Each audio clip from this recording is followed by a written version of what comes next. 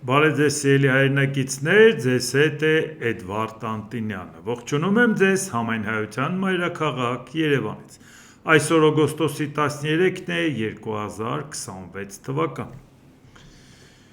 Վարչապետ Նիկոլ Փաշինյան. Մենք Ռուսաստանի հետ պրոբլեմ չունենք։ Ով էր կասկածում։ Բայց երբքան հիշում եմ, Ռուսաստանի հետ մենք պրոբլեմ ունենք։ Բացի դրանից Ռուսաստանի հետ պրոբլեմ ունեն անգամ նրանք, ովքեր ընտրել են Նիկոլ Փաշինյանին, ով պրոբլեմ չունի Ռուսաստանի հետ։ Մենք ասելով ում նկատի ունի։ Այդ գյուղացին, որ իմ ապրանքը վրան է մնացել, այդ ֆերմերը, այդ որ չեն կարողանում այդ սննդարդյունաբերության համակարգի կազմակերպությունները, ձկնարդյունաբերությունից սկսած մինչև բոլորը չթվարկենք, բայց այդ բոլորը պրոբլեմ ունեն, ու շատ-շատերը, եթե տոկոսային նայենք, Նիկոլ Փաշինյանին են ընտրել, որը Ռուսաստանի հետ պրոբլեմ չունի։ Շատ ուրախ ենք քեզ համար։ Մեր պրոբլեմն այն իրավիճակի մեջ է, որ մենք հերթական անգամ կարող ենք բաց թողնենք պատմական հնարավորությունը ինտեգրվելով միջազգային տրանսպորտային ցանցին, ռուսական կոնցեսիայի հետ ոչ մի պրոբլեմ չունենք, կոնցեսիայի հետ էլ չունենք, իհարկե, բայց այստեղ խնդիրը, որ չունես ինչ ես բացատրում։ Այստեղ խնդիրն այն է, որ նրանք, ովքեր այդ երկաթուղուց օգտվելու պոտենցիալ շահառուներ են, եւ ըստ էության օգտագործման ծավալի առույթի բաժինը իրենք են օգտագործում, տեսնում են, որ իրենք չեն օգտվում։ Այսինքն Նիկոլ Փաշինյանն ասում է, Ռուսաստանի հետ պրոբլեմ չունեմ, այն մեր գործընկերները, որոնք թրիփից օգտվելու են, նրանք պրոբլեմ ունեն։ Էլի փաստորեն ինքը պրոբլեմ չունի, նրանք ունեն։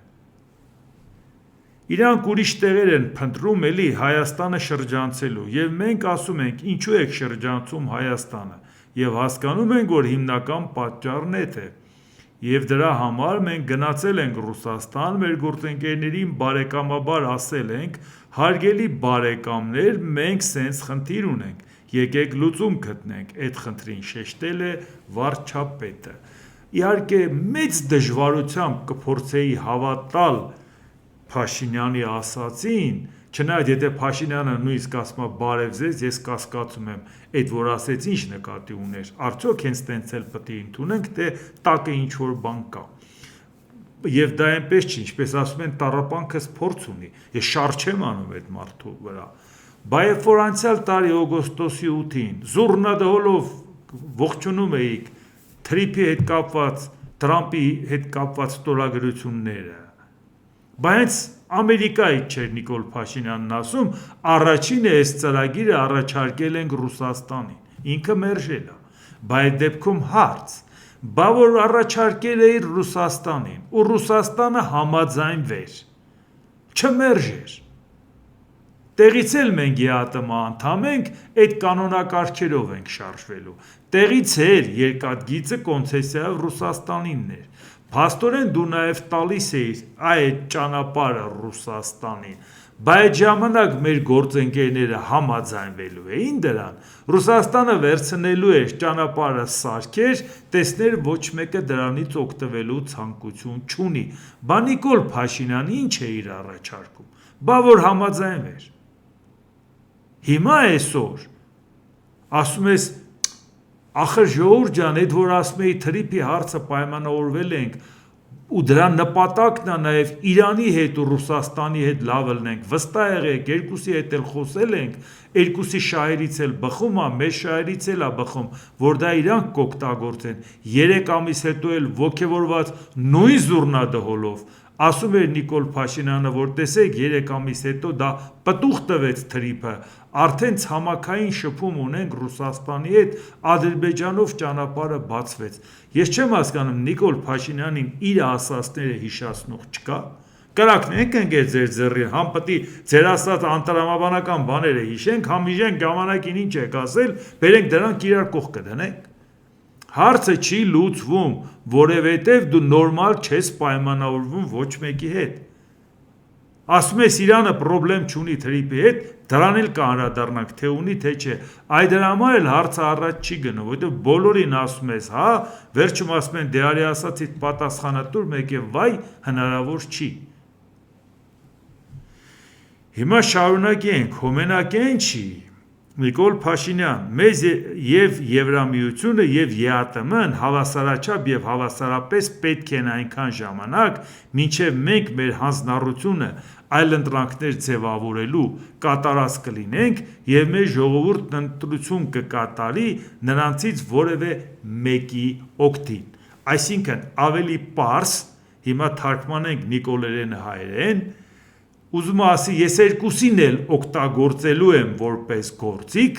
սեփական շահերը առաջ տանենք, որը որ մեզ համար կլինի նորմալ, մենք դա էլ կընտրենք, բայց հարց, ԵԱՏՄ-ը, երբ որ քեզանից նեղացել է Ռուսաստանը սանկցիա է կիրառել, ձեռք համեկնել Եվրոպան։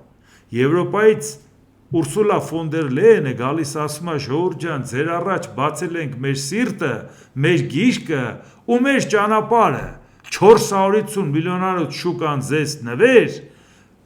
ամեն ինչ անենք, քաղաքական որոշում կայացնենք, որ մարդիկ աշխատեն, մնացածը տնտեսվարողները պետք է աշխատեն, այդ ճանապարհը ձեր առաջ բացենք, ֆինանսավորենք որոշակի խնդիրներ, որ կարողանաք անեք, լիցենզիաների, սերտիֆիկատների հարցը մի մոմենտ մի կողմ դնենք, չխստացնենք, որ դուք կարողանաք այդ ապրանքը մտցնեք, ամիսներ ապետ մինչև մի անուն ապրանք կարողանաս անգամ ոչ թե մի երկրում, այլ մի քաղաքում, խոշոր քաղաքում կարողանաս ներկայացնես, միլիոններ ապետ, որպեսզի այդ ապրանքը ճանաչելի դարձնես եվրոպական գնորդին, որտեղ նա ուղղակի չի ճանաչում, որ իմանա այդ ապրանքը լավ է թե վատ, քաղաքական որոշումով այդ հարցն էլ լուծեցին։ Հիմա կանգնում ասում ես, այդ Եվրամիությունն էլ հեչ, ԵԱՏՄ-ն էլ հեչ, որովհետև մենք այս երկուսի կօգտագործենք, կգա մի պահ, որ մենք կորոշենք ինչ ենք անում։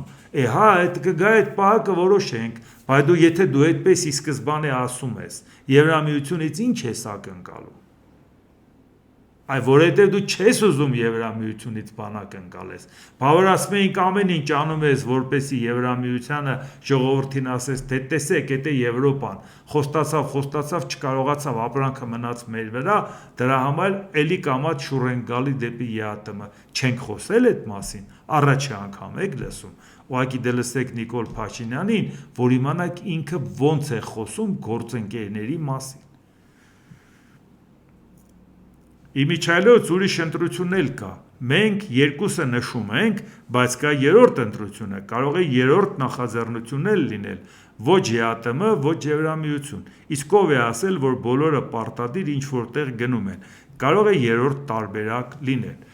իհարկե կարող է երրորդ տարբերակ լինել, բացարձակապես դա մերժելի չի, միանշանակ, նույնիսկ եթե ես գտնում եմ, որ Հայաստանի ապագան Եվրամիությունն է, մեկ ուրիշը գտնում է, որ ԵԱՏՄ-ն է, իհարկե երրորդ տարբերակ կա։ Բայց դու երբ որ ասում ես մենք ուզում ենք Եվրոպա գնանք, այս փիս Ռուսաստանը մեզ սանկցիա է կիրառում, չի թողում, որ մենք այդ քայլերն անենք, հետո կանգնում ասպես, բայց մենք երրորդ տարբերակ էլ ունենք, հա, լավ է որ ունես, բայց այդ դեպքում ասա, որ դու մեզ Եվրոպա չես տանում, բա ասում էինք, որ դու չես տանում, բա ասում էինք, որ դու ինչ ասում ես, սուտ ես ասում, բա ասում էինք, որ դրա համար քեզ Եվրոինտեգրացիայի հանձնաժողովը պետք է տա իր ռուսամետ ուժերին, որ հետո ասես ժողովուրդ ջան, դրանց պատճառով է, որ հիմա չի ստացվում։ Բա ասում էինք, որ քեզ պետք չի, որ հստակ ծրագրային ու գաղափարական Եվրամիության հետ համագործակցության ջատագով քաղաքական ուժին դու չէիր ցանկանա խորհրդանում տեսնել, որովհետև դու նույնիսկ այս պարագայում ասում ես, դա արևմուտք չան, էլի ես եմ ձեր ընկերը, հո այս ռուսամետները չեն, լավ է, վատա էլի գոնե ես եմ։ Այսինքն, այո, երրորդ տարբերակ կա, իդեպ երրորդ տարբերակ կար նաև 13 թվականին, չալարեմ կհանեմ իմ արխիվները ցույց կտամ, որովհետև այն ժամանակ ասում էին, որ Սերժ Սարգսյանը, որ 4 տարի բանակցելուց հետո թռավ գնաց Եվրամիություն, մաքսային միություն, այդ ժամանակ, երբ որ Սերժ Սարգսյանի հետ բանակցել էին Ռուսաստանի անունից միջնորդավորված, մարդուն էլ գիտենք, ողջ առողջ Հայաստանի սահմաններից դուրս էլ բանակցում էին, նա պայման չէր դրել, որ Հայաստանը դառնա մաքսային միության անդամ։ Նա ընդամենը Պուտինի անունից հորդորել էր չդառնալ ասոցացված անդամ։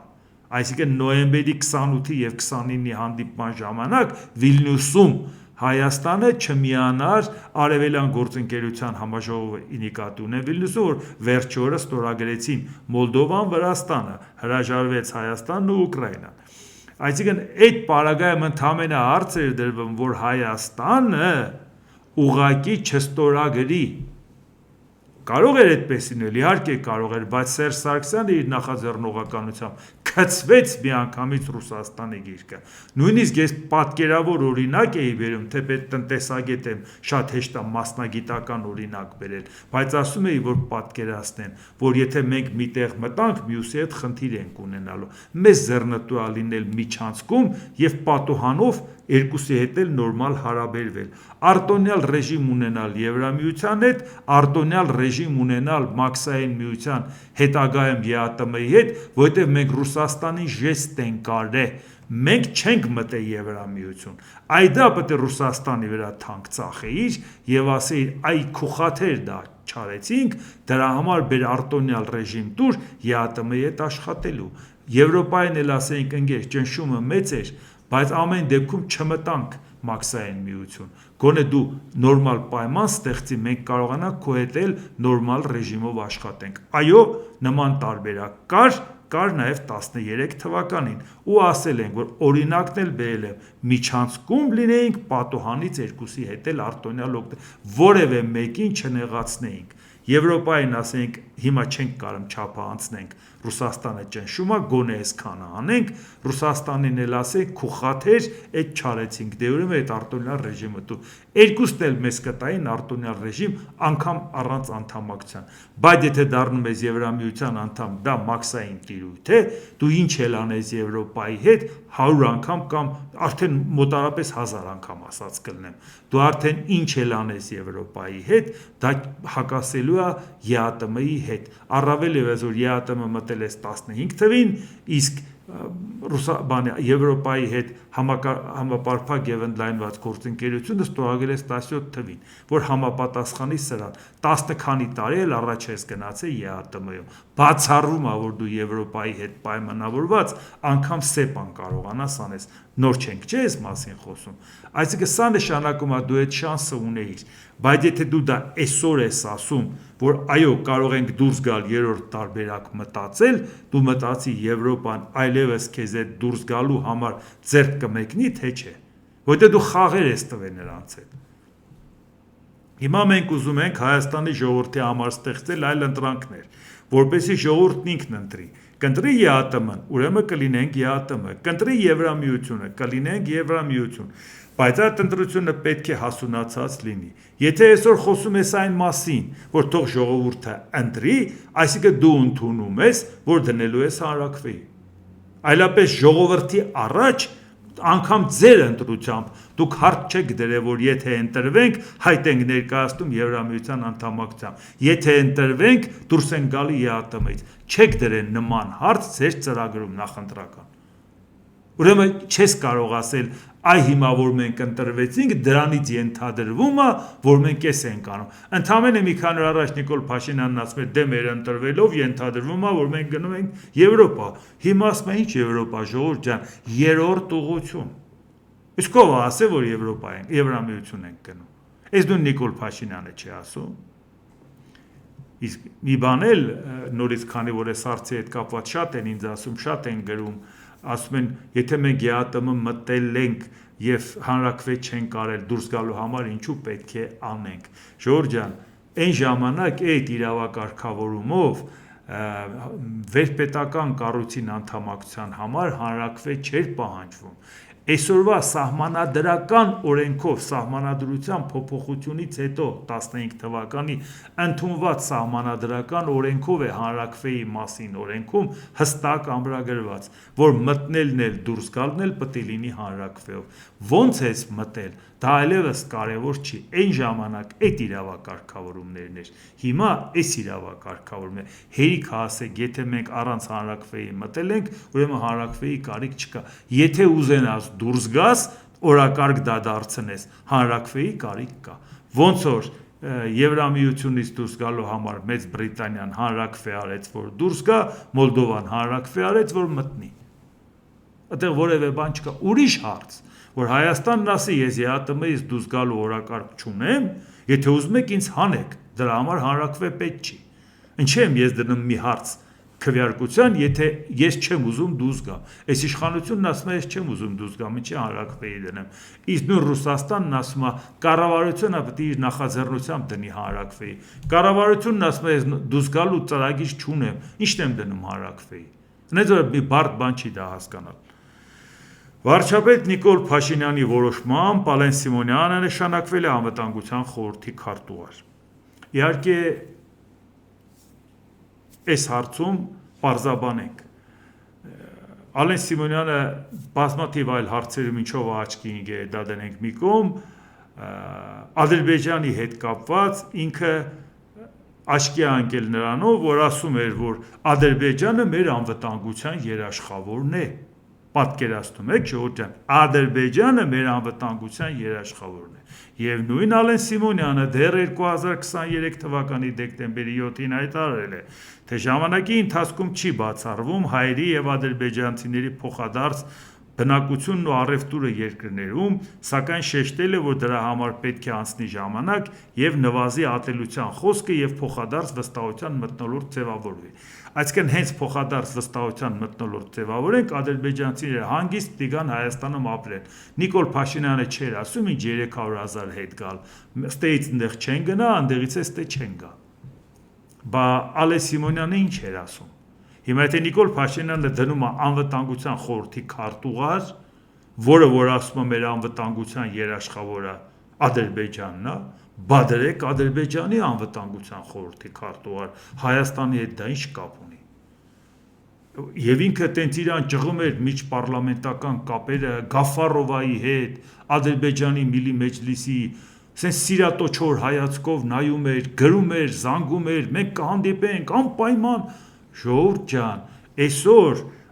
ես չեմ ասում, որ Արմեն Գրիգորյանը Նիկոլ Փաշինյանի ասածը չեր անի, 8 տարի մնացած մարդը Նիկոլ Փաշինյանի ասածը ոնց չեր անի։ Պարզա որ արել է ու անելու էր միանշանակ։ Նիկոլ Փաշինյանի ասածը Իրաստան հայլին չանի, պատի ծեփած հայլին կհանի կխփի ասֆալտին։ Թերենը կոլորի։ Այնպես որ չասենք, թե տարբերվում է Արմեն Գրիգորյանը, Ալեն Սիմոնյանը, բայց Ալեն Սիմոնյանը ավելի Նիկոլա, քան Նիկոլ Փաշինյանը, ժողովուրդ ջան։ Այս հարցում Ադրբեջանի սիրո հարցում։ Օրինակ կար չէ Չարլի Չապլինը, որ գնացել էր գաղտնի մասնակցել էր իր նմանակների մրցույթին։ Չէր ասել դե ինքը ինքնանմանակների մրցույթին մասնակցել էր եւ չէր հաղթել։ Որտեւ ժյուրին գտել էր, որ ինչ որ մեկը ավելի Չարլի Չապլին է, քան Չարլի Չապլինը։ Այո, ժողովուրդ ջան, եթե Նիկոլի մրցույթը լինի, առնվազն մի քանի մարդ ավելի Նիկոլ են, քան ինքը։ Ջախջախեն Նիկոլ Փաշինյանին, այնենց գրագետ Նիկոլ են, արտախորհրդարանական սազանդարների մեջ էլ կան։ Ես դա իրանց էլ եմ ասել, որ ժողովուրդ ջան, այսինչ մարդիկ ավելի Նիկոլ են, քան Նիկոլ Փաշինյան։ Այսինքն այն ծրագիրը, որը համոզիչ մեզ ներկայացրել է Ադրբեջանի հետ կապված, այդ մարդը ափսոս էր, որ պարլամենտում ելներ, դա պետք է գործադիրում ելներ։ Ի վերջո անվտանգության խորհուրդը գործադիրի ստրուկտուրա է։ Ղեկավարն էլ վարչապետն է։ Այսինքն ստեղ արդեն այդ մարդու էներգիան պետք էր տեղափոխել գործադիր հարթակ։ Այնպես որ այս նշանակումը լիովին համընկնում է Նիկոլ Փաշինյանի ծրագրերի հետ։ Որովհետև նույն Նիկոլ Փաշինյանին այսօր խոսում էր Ալիևին ոչ մի պատասխան երեկվա ասացին, որ ինքը կապիտուլյանտ է, էսա է, էսա ընդհանրեն երկու բան ասել, այո, այլընտրանքային էներգիայի հետ կապված Ադրբեջանից էլ կօգտվենք, այո, մենք Ադրբեջան ապրանք կարտահանենք, ով էր կասկածում։ Այս երկու պատասխանը Ալիևին, այսինքն Ալիևի ասածը ծաղկացրեցիր, ուրիշ բան ասեցիր։ Ռուսաստանի գյուղատնտեսության նախարար Օքսանա Լուտը եւ Հայաստանի էկոնոմիկայի նախարար Գևորգ Պապոյանը քննարկել են հայկական գյուղատնտեսական արտադրանքի մատակարարումների վերսկսման պայմանները ռուսական շուկա։ Ինչպես հայտնել է Ռուսաստանի գյուղատնտեսության նախարարությունից, մատակարարումների վերականգնման հիմնական պայմանը արտադրանքի անվտանգության ապահովումն ու ԵԱՏՄ պարտադիր պահանջների պահպանումն է։ Ռուսական գերատեսչությունը նշել են, որ անհրաժեշտ է, որպեսզի հայկական արտադրողները օգտագործեն սեփական հումք, վերահսկեն պեստիցիդների կիրառումը եւ ապահովեն մատակարարումների հետագծելիությունը։ Այսինքն իրանք կոնկրետ պահանջ են դնում, ասում են դուք սա չեք կատարել։ Լուտը անվերապահ առաջնահերթություն է անվանել Ռուսաստան մուտք գործող արտադրանքի համապատասխանությունը ԵԱՏՄ անասնաբուժական եւ բուսասանիտարական նորմերին։ Ռուսական կողմը նաև հայտարարել է գործող պահանջների լիարժեք պահպանման եւ մատակարարվող արտադրանքի անվտանգությունը երաշխավորող ալգորիթմի մշակման անհրաժեշտության մասին։ Այսինքն դուք պատկերացրեցիք Հայաստանից դիմում են այդքան սանկցիայից հետո ասում են դե լավ էլի օգնեք ապրանքը բերենք, ասում են չենք կարող, որովհետև դուք այս հարցերը չեք լուծի։ Այո, Ռուսաստանի Դաշնության գյուղատնտեսության նախարարությունը հայտարարել է, այսինքն հստակեցնում են, որ Հայաստանից գյուղատնտեսության արտադրանքի մատակարարումները կարող են վերսկսվել, եթե ապահովվի արտադրանքի անվտանգությունը, վերահսկվեն թունաքիմիկատները, հայ արտադրողները օգտագործեն իրենց սեփական հումքը եւ ապահովվի մատակարարումների լիարժեք հետագծելիությունը։ Այսինքն դուք տեսաք Հայաստանի ապրանքները փաստորեն անորակ են, քաղաքական սանկցիայի հարց բացարձակ չկա, ինչպես տեսնում եք։ Եվ այն էլ մեր նախարարը խոսել է իր նախարարի հետ, իսկ մեր նախարարը ասել է, որ այս ինչ որ ասում են սուտ են ասում։ Եվ հիմա նայենք այս որ Ռուսաստանն է, որը որ սենց հրաշալի դիրքում է գտնվում, հա։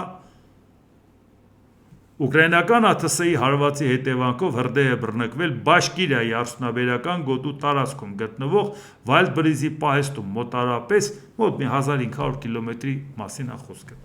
Այդքան հեռավորության վրա, որ գիտի հաստատ Վայլդբրիզին խփելու են։ Ու պարբերաբար մեկնաբանել ենք, որ Վայլդբրիզը պետական փողեր է, որովհետև վարկավորել է ՎՏԲ-ն, ՎՏԲ-ի 74% պետական է, այսինքն կոնկրետ գիտեք նպատակային պարալիզում են բանկային համակարգը եւ ինչպես տեսնում եք կարողանում են դա անել։ Ուկրաինական անօդաչու թռչող սարքերը հարձակվել են Բաշկորտոստանի վրա։ Անօդաչուներից մեկի բեկորներն ընկել են Սալավատի արդյունաբերական գոտում հրդեհ առաջացնելով։ Հարձակումը տեղի ունեցել Գազպրոմ նեֆտեխիմ Սալավատի վրա, որը Ռուսաստանի ամենամեծ նավթավերամշակման եւ նավթաքիմիական համալիրներից մեկն է։ Այն գտնվում է Ուկրաինայի սահմանից մոտ 1300 կիլոմետր հեռավորության վրա։ Ինչ է ասես պայմանականով են ասում 1305, որովհետեւ դե չգիտես ուկրաինական սահմանի որ կետից են կրակում, հոյն սահմանից չեն կրակում, խորք ունի, չէ, վերջապես անվտանգային խորք։ Դրա համար ենք պայմանական ասում։ Ռուսաստանի պաշտպանության նախարարությունն էլ հայտնել է խոցված ուկրաինական 362 անօդաչու թռչող սարքերի մասին։ Ուրեմն մի տասնյակ քաղաքներ ու բնակավայրեր են նշում, որոնց վրա անօդաչու թռչող սարքերն ուղարկել են։ Եվ իրանք 362-ը խփել են։ Տղեկ ջան, կարևոր չի դուք քանիսն եք խփել, բայց քանիսը չեք խփել։ Որովհետև այսօր եթե մեկն էլ անցնում, ձեզ ծանր վնաս է հասցնում։ Շատ մեծ քանակությամբ ուղարկում են, որ ձեր հակաօդային պաշտպանության համակարգը չդիմանա, բայց գնալով անցնողները, հաջող անցնողների քանակը տոկոսային ավելանում է։ Դուք չեք կարողանում դեմ առնեք, որտեղ անընդհատ կատարելագործում են։ Բացի դրանից, էժան դրոնով խփում են, դուք թանկ համակարգով վերացնում եք։ Դուք ուղղակի հարստահարվում եք, չնայած հարստությունը չունեն, որ հարստահարվեն։ Ավելի են աղքատանում։ Այսինքն արդարացված է, եթե նույնիսկ 362-ը ուղարկեն, ընդամենը 8 անցնի, բայց ամեն հաջորդ հարվածի ժամանակ ավելի մեծ քանակությունը հաջող հարվածներ հասցնում, որովհետև նույն նավթավերամշակման գործարանին երկրորդ ու երրորդ անգամ են խփում, նույն Վայլդբրիզի պահեստին երկրորդ ու երրորդ անգամ են խփում, այսինքն դա արդեն գիծը բռնած է, դուք չկաք այդտեղ։ Ուկրաինայի նախագահ Վոլոդիմիր Զելենսկի, եթե ԱՄՆ մեզ վաճառի Patriot հրթիռների 5%-ը, մենք կհաղթահարենք ձմեռը, ես ունեմ 1%։ Նրա խոսքով այս տարի Ուկրաինային 2.5 անգամ ավելի քիչ կալանիչ հրթիռներ է ստացել Patriot համակարգերի համար, քան 2025 թվականին։ Զելենսկին խոստովանել է, որ ավելի մեծ քանակությամբ հրթիռներ ստանալու համար փորձում է տարբեր գործարքներ կնքել, որոնց բովանդակությունը չի բացահայտել։ Հույս ունեմ, որ ինձ դա կհաջողվի, այսինքն ես ունեմ 5%-ը եւ չունեմ նման հավանություն։ Եվ դա ինձ համար մեծ մարտահրավեր է, ամենամեծերից մեկը, որին բախվել եմ այս պատերազմի հենց սկզբից, ասել է Զելենսկին։ Իհարկե տարբեր բաներ փորձարկում է, բայց սա ինչ է ակնհայտ ցույց տալի։ Դոնալդ Տրամփն ասում է ես զինամթերքի պակաս չունեմ, փողն էլ տալիս է Եվրոպան, ես էլ տալիս եմ վաճառում եմ։ Եվրոպան էլ ինչ ուզում է անում է։ Բայց Եվրոպան հիմա պատրաստ է փողը տա, Ուկրաինան էլ է պատրաստ է, բայց դու չես կարողանում 10 կամ չես ուզում 10։ Սա է, բայց էինք ասում, որոշի կամ չունես բլեֆ ես անում։ Այն դեպքում այդ լրագրողները, որ գրում են, չեն խաբում։ Կամ եթե ունես չես տալի, պետք է բացատրես ինչի չես տալիս, եթե փողն էլ տալիս են։ Այսինքն ուզում ես Ռուսաստանը հաղթի։ Բա ընդհանրապես վերջերս ասում եք լավ էլ պաշտպանվում է Ուկրաինան, բանակցությունների հետ կապված իրավիճակ է փոխվել, արդեն Ուկրաինան կարող է ուրիշ դիրքերից խոսել։ Բա մի հատ հասկացեք ժողովուրդ ջան, կլակնենք ընկել ձեր ձեռը ամեն անգամ ձեր ասածները դնենք իրար կողք։ Բա դուք ձեր ասածները չեք լսում։ Վոլոդիմիր Զելենսկի, Պուտինը կդադարեցնի պատերազմը, մենք ծրագիր ունենք։ Մենք հասկանում ենք, թե ինչ պետք է անենք։ Մենք մեր գործընկերների հետ համատեղ ծրագիր ունենք, թե ինչպես ճնշում գործադրել նրա վրա, նշել է Զելենսկին, հավելելով, որ եթե մարտադաշտում իրավիճակը բավականաչափ ուժեղ չլինի, դիվանագիտական երկխոսությունը կվերածվի չափազանց զիջումների։ Այսինքն ակնհայտ բան, օգնեք պարտադրենք խաղաղություն, այդքան մի բան։ Իսկ հիմա նաև նայենք Պուտինը մտանցաղ գործերը պրծել է, հիմա նոր լարվածություն է առաջացնում։ Երեկ էր խոսում Ճապոնիայի մասին, այսօր է։ Ճապոնիայի արտգործնախարարությունը բողոքի նոտա է հղել Ռուսաստանի նախագահ Վլադիմիր Պուտինի Իտուրուպ այցի կապակցությամբ, որը Տոկիոյում համարում են իրեն է, ինչպես նաև հարավային Կուրիլյան կղզիների 3 այլ կղզիներ։ Դրանք երկրորդ համաշխարհային պատերազմից հետո միացվել են ԽՍՀՄ-ին եւ Մոսկվան պնդում է, որ Ռուսաստանի ինքնիշխանությունը դրանց նկատմամբ անվիճելի է։ Ճապոնիան կղզիները անվանում է հյուսիսային տարածքներ կամ 4 հյուսիսային կղզիներ։ Ռուսաստանի եւ Ճապոնիայի միջև հարաբերությունները տարիներ շարունակ խաթարվել են խաղաղության պայմանագրի բացակայության պատճառով։ Մոսկվայի դիրքորոշումն այն է, որ հարավային Կուրիլյան կղզիները ԽՍՀՄ մաս են կազմել երկրորդ համաշխարհային պատերազմից հետո եւ Ռուսաստանի ինքնիշխանությունը դրանց նկատմամբ անվիճելի է, որը իհարկե վիճելի է համարում Ճապոնիան, դրա հետ կապված սանկցիաներ կիրառում, օգնում է թե ֆինանսապես, թե ռազմական առումով, թե հումանիտար ծրագրերով Ուկրաինային, բայց եւ միևնույն ժամանակ հասկանանք ի վերջո ինչա կատարվում։ Վլադիմիր Պուտինը իր պաշտոնավարման արդեն 26-րդ տարում որևէ անգամ հարավային Կուրիլների այդ 4 կղզիներից որևէ մեկում չի եղել։ Իտուրուպում, Կունաշիրում, Խաբոմայում։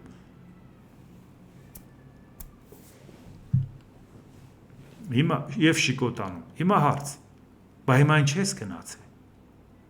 Գնացել ես որ սրես ինչ անես, չգիտես որ իրանց դուր չի գալու։ Էն էլ գնացել է, ժողովուրդ, այդ էլ է հետար։ Ես որ ասեմ Ուկրաինա սպիտակներով է խաղում, Ռուսաստանը չգիտի հաջորդը որտեղ է խփելու։ Դե հիմա եշացնեմ ինչ եմ ասել, որ հիմա նայեք։ Զելենսկին ասեց մինչև տարվա վերջ մի 5000 կիլոմետր հեռավորության վրա կխփենք, այլևս իրանք ռազմավարական թիկունք չեն ունենա։ Եկող տարի արդեն այնպիսի հրթիռներ կունենանք, մի 8000 կիլոմետր կխփենք, գործնականում Կամչատկային, Սախալին, սխ կխփենք։ Այսինքն այլևս Ռուսաստանի տարածքում տեղ չի մնա։ Դե Պուտինը խրոխտ մարդ, բունկերում նստած, մեկ էլ լսում է, որ եկող տարի 8000 կիլոմետրի վրա Զելենսկին խփել է, բայց եկող տարի ասում է լավ սպասեք մի հատ գնամ Իտուրուպ, ցույց տամ որ չեմ բախենում, որտեղ եկող տարի ռիսկս ինչ է որ Իտուրուպ կամ 26 տարի չի գնացել հիմա է գնում։ Ճապոնիային էլ նեղացնում, մտանսաղ գործերը պրծել է։ Էն էլ գնալուց հետո ժողովուրդ ջան, այս 4-ը որ կան, չէ, ինչի է գնացել Իտուրուպ, որովհետև մտածել է կարող է Զելենսկին բլեֆ անում, արդեն այդ 8000 կիլոմետր խփող հրթիռը ունի, ասма չունեմ, հետո եմ ունենալու, բա որ հանկարծ ունենա Ուկրաինայի սահմանից մինչև Իտուրուպ ամենահեռուն է, քան Շիկոտանը, Կունաշիրը եւ Խաբոմայը։ Այն մարդ, այս տղենես ինչ ճարպիկ է, լսեք։ Այս ոնց են խորհուրդ տալիս իրան ասում են շարից հեռու կգնաս ամենահեռու կղզին ու գլուխդ կգովաս։ Պատկերացնում եք հանկարծ Զելենսկին, որը այո սպիտակներով է խաղում, կանգնի ասի մենք արդեն որոշել ենք եկող տարվա վերջին ունենանք այնպիսի հրթիռ, որ կարող ենք խփել Ռուսաստանի Անտարկտիդայի կայաններին։ 13,000 կիլոմետր խփելու ենք։ Պուտինն ինչ պետք է մտածի, սպասեք մի հատ գնամ, բայց այ մարդ շարից հեռու, այս Միրնին 13,000 կիլոմետրի տակ է, սպասեք գնանք այդ Վաստոկը, որը մի քիչ հեռու է, բայց գլուխներս գովենք, ասենք տեսակ, մենք Զելենսկուց չենք վախենում։ Մի հատ պամպերս տակից եք հագնում, մի հատն էլ վրից, իհարկե չեք վախենում, որովհետև ոչ մեկը չի տես։ Բունկերը մեկ մթան որտեղ դիտենայինք որ։ Ժորժյան էս է վիճակները։ Մեկը հարցնի ասի ինգեր դու իտուրուպում 26 տարի չես եղել, ինչ է իրա, ինչ է իր կորցել է։ Հետո Ճապոնիան ասում է մեզանից նեղանում է։ Չգիտեիր որ պետք է նեղանա։ ԱՄՆ հետախուզության պաշտոնյաները կասկածի տակ են դրել ԱՄՆ նախագահ Դոնալդ Թրամփի դեմ ուղղված իրանական սպառնալիքի մասին տեղեկատվության արժանահավատությունը, որը Վաշինգտոնին էր փոխանցել Իսրայելը։ Նախազգուշացումը իսրայելական կողմից փոխանցվել է կենտրոնական հետախուզական վարչությանը, սակայն վերլուծաբանները տեղեկատվությունը համոզիչ չեն համարել եւ իրենց մտահոգությունն են հայտնել Թրամփի վարչակազմի պաշտոնյաներին։ Պաշտոնյաներից մեկը հաղորդված սպառնալիքները բնութագրել է որպես իսրայելական ցակման ցածր վստահության արժանի տվյալներ։ Ժորժիան, մենք հետախուզական տվյալներ չենք ստանում Ամերիկայի կենտրոնական հետախուզական վարչությունից։ Պարզապես դպրոցում ինչպես ընդունված էր ասել, ֆայմի դասերը գնացել ենք, էլի։ Երբ որ ձեզ ասում է, որ սա իսրայելական բլեֆ է, տենց բան չկա, այդ ուղղակի ասում է հանկարծ պայմանագիր չկնքեն, դե գիտի Դոնալդ Թրամփն էլ երեխու պես խափվող բան է, մի հատ կոմպլիմենտ անես հալվում է, մի հատ վախացնես քեզ ուզում են սպանեն ամբողջ աշխարհը ինձ ուզում է սպանի էս արեք, տեսեք Իրանի գլխին ինչ եմ դնում, բայց երբ որ ինքը իմանում է, որ Իրան խափում է, ինքը շատ ծանր է տանում։ Այնպես չի, որ ինքը դրանից հետո այս սա որ հասկացավ, դահագին ծանր է տանելու Բիբիի նկատմամբ, Նեթանյահուի նկատմամբ։ Այնպես որ սա ակնհայտ էր, էլի, սենց պարզ ձևով չի կարելի այդ մարդուն խաբել, էլի։ Ի վերջո հասկացանք 80 տարեկան մարդ է, բայց կարող է էլի հանկարծ գլխի ընկնի նեղանա։ Իրանի գերագույն առաջնորդի ռազմական հարցերով ավագ խորհրդական գեներալ-մայոր Ռահիմ Սաֆավի հակառակ հայկական կողմի պնդումների մենք Հայաստանի հետ թրիփ նախագծի վերաբերյալ որևէ նախնական պայմանավորություն ձեռք չենք բերել։ Իդեպ սա նես պատահական ավագ խորհրդական չի, եղել է Իսլամական հեղափոխության պահապանների կորպուսի հրամանատար, Ալի Խամեյնիի օրոք եղել է ավագ խորհրդական, այսինքն բավական լուրջ տիրապետում է իրավիճակը։ Երբ որ ամեն օր Իրանի թեմայից խոսում եմ ու ասում եմ թրիփը կասկածի տակ է, շատերը արդեն մտածում են, ասում են լավ, հասկացել ենք, այ ախպեր, դուք հասկացել եք, հասկացրեք ուրիշներին, իրանք չեն հասկացել, իրանք հենց գիտեն, սա կապ չունի, ոգևորված թրիփ են սարքում, այս մարդն ասում է չենք թողելու։ Նորից եմ ասում, հակառակ հայկական կողմի պնդումների, այսինքն ասում հայկական կողմը մեզ ասել է լավ ալելու, մենք չենք հավատում։ Մենք Հայաստանի հետ թրիփի նախագծի վերաբերյալ որևէ նախնական պայմաններ ձեռք չենք բերել։ Այս հարցի շուրջ չկա ոչ իրավական փոխըմբռնում, ոչ էլ ընդհանուր շփման կետ։ Մենք բաց եւ հստակ Հայաստանի ուշադրությանն ենք հասցրել մեր կարմիր գծերը։ Հետևաբար Հայաստանի խորհրդարանի падգամավորի հայտարարությունը չի համապատասխանում իրականությանը, որտեղից ասում են Իրանի հետ համաձայնեցված, ասում է չկա տենց բան։ Մյուս կողմից, եթե մենք դեմ ենք ԱՄՆ ներկայությանը Պարսից ծոցում, ապա ինչու պետք է առաջարկենք նրանց աջակցենք նրանց ներկայությանը Հարավային Կովկասում։ Քանի անգամ ենք այս մասին ասել, Ժորժիան զգուշ է պետք կլնել, Իրանի հետ մենք խնդիր ենք ունենալու։ Մենք տարածաշրջանն ու մեր սահմանների անվտանգությունը դիտարկում ենք որպես մեկ ամբողջություն։ Ուստի այդ նախագիծն իր ներկայիս ձևաչափով սպառնալիք է ներկայացնում Իրանի համար։ Մենք շարունակում ենք բանակցությունները Հայաստանի հետ, սակայն եթե այնտեղ անվտանգության պատասխանատվությունը դրվի ամերիկյան զինված ուժերի վրա, Իրանը վերապահում է իրան պատասխան գործողությունների իրավունքը եւ համապատասխան քայլեր ձեռնարկելու հնարավորությունը։ Պատասխան գործողությունը պատասխան հարված տալն է։ Առաջի անգամ եք լսում, որ ասում են կարաբական երկրների բազաներին խփելուց հետո մենք պետք է խելքներս գլուխներս հավաքենք, ոգևորված չասենք թրիփ է հեսա սարքում ենք, 201-ն է 420 ենք սարքել, եկել են Ադրբեջանի ճամփիկը չափչփում են, գծերը ամեն ինչ արել են առանց Իրանի հետ համաձայնացնելու։ Համաձայնացնեք Իրանի հետ կամ Իրանը համաձայնության գա Ամերիկայի հետ, սա է ճանապարհը, հերիքա խափեք այս ժողովրդին։ Իրանի արտգործնախարարության խոսնակ Էսմայել Բաղային մեղադրել է ԱՄՆ-ին պատժամիջոցներից կախվածության համար։ ԱՄՆ ֆինանսների նախարարը պարզենում է, որ իրեն հաջողվել է խեղդել Իրանին տնտեսական պատժամիջոցներով։ Իր ցուցադրական պոռթկումների զատ այս հայտարարությունը հստակ ապացույց է Ամերիկայի մոլուցքային կախվածության պատժամիջոցներից։ Երբ Վաշինգտոնը չի կարողանում դիվանագիտություն իրականացնել, դիմում է պատժամիջոցների, իսկ երբ այդ պատժամիջոցները ձախողվում են, այն պարզապես մեծացնում է չափաբաժինը։ Սա այլևս քաղաքականություն չէ, այլ սովորություն եւ ավելի վտանգավորը կախվածություն, որը փոխարինել է մտածելու ունակությանը։ Ահա գնահատականը Ամերիկայի քայլերին։ Ամերիկան լուծումը չի գտել այդ պատերազմից ոնց դուրս գա։ Ինչ թրիփ, ժողովուրդ ջան։ ԱՄՆ նախագահ Դոնալդ Թրամփը հայտարարել է, որ Իրանից փոխհատուցում է պահանջում։ Այս էլ շատ հետաքրքիր է։ Ես տեսնում եմ, որ Իրանի Իսլամական Հանրապետության ներկայացուցիչները պահանջում են փոխհատուցում 5 ամիս տևած ռազմական հակամարտության ընթացքում իրենց պատճառված վնասի համար։ Դա պայման է դրած, ասում է, այդ փողը չտաս, Հորմուզի նեղուցը չենք թողելու աշխատացնես, չենք բացելու եւ այլ եւ այլ։ Բացի այդ համաձայնության չենք գալու։ Հիմա ասում է, այդ ոնց թե ինձանից փող են ուզում։ Ես էլ իրանցից եմ ուզում։